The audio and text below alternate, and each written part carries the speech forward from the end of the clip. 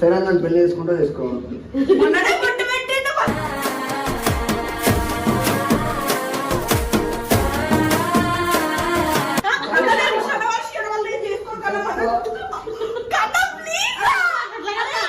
ఎట్టాంటి మగుడు నాకు చెయ్యి మగుడు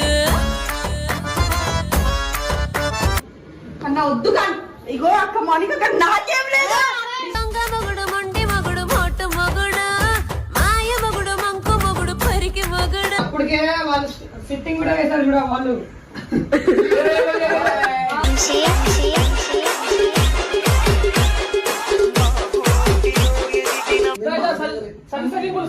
నిజంగా పెళ్లి అయిపోతుంది.